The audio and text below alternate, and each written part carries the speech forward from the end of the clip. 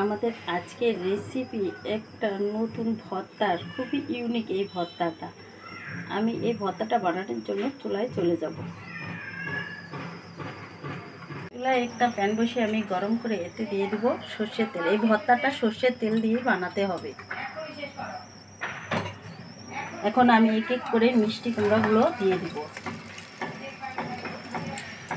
আর সাথে দিয়ে দিব আম, কাঁচা আম। এই ভর্তাটা বন্ধুরা অনেক মজার হয়, আপনারা একবার হলেও বাসায় বানিয়ে খাবেন।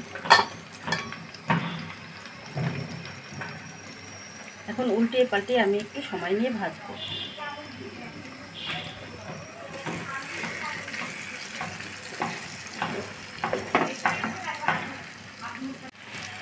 এই মিষ্টি কুমড়াগুলো আমি লবণ হলুদ মাখিয়ে নিয়েছি। একটু সময় নিয়ে আমি উল্টিয়ে পাল্টিয়ে লাল লাল করে ভেজে নেব।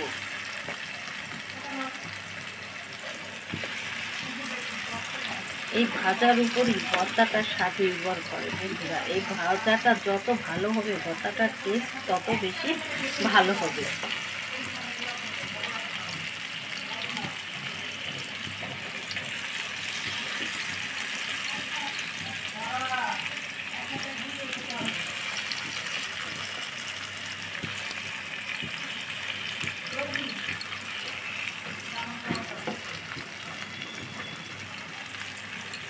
একটু ধৈর্য সহকারে ভাজতে হবে সময় নিয়ে।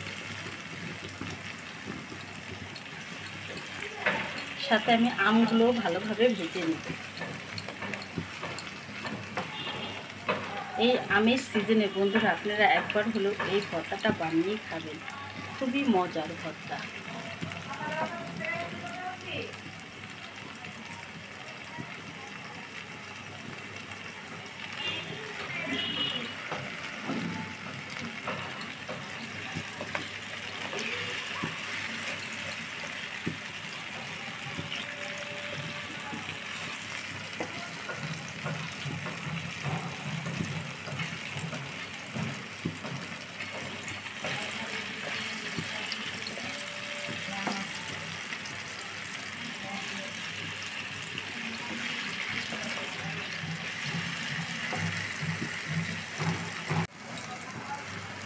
উল্টিয়ে পাল্টিয়ে সময় নিয়ে ভালোভাবে ভেজে নিচ্ছি।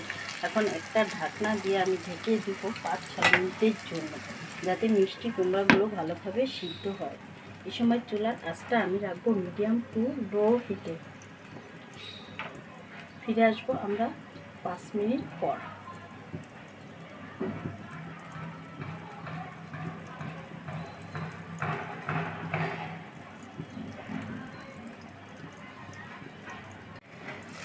ফিরে আসলাম আমরা 5 মিনিট পর। দেখুন বন্ধুরা ভালোভাবে সিদ্ধ হয়ে গেছে। এখন আমি এগুলো তুলে নিব।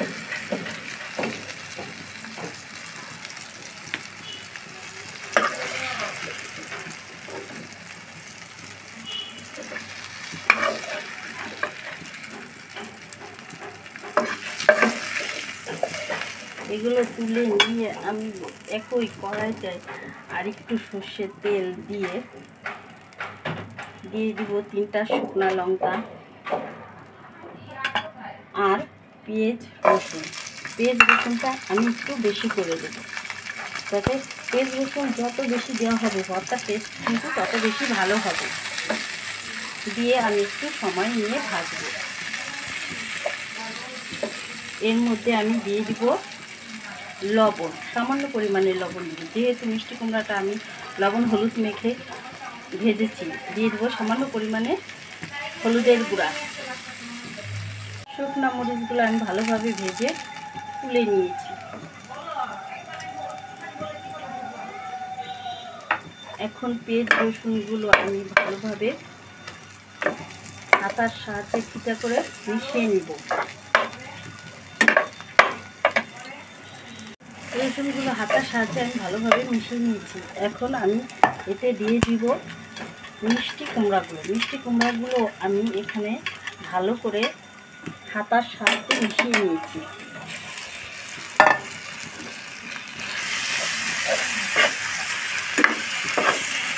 দিয়ে এর মধ্যে এখন আমি দিয়ে দিব ভাজা জিরার গুঁড়া, সামান্য পরিমাণে দিব ভাজা জিরার গুঁড়া, আর দিব ম্যাজিক মশলা।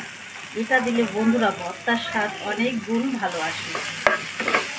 তৈরি হয়ে গেল আমাদের খুবই ইউনিক নতুন একটি ভর্তা রেসিপি। এটা খেতে কিন্তু বন্ধুরা অসম্ভব মজাদার হয়।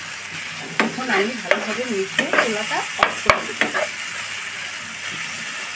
চুলাটা অফ করে দেব। তৈরি হয়ে গেল আমাদের অসম্ভব মজাদার মিষ্টি কুমড়া কাঁচা আমের ভর্তার রেসিপি।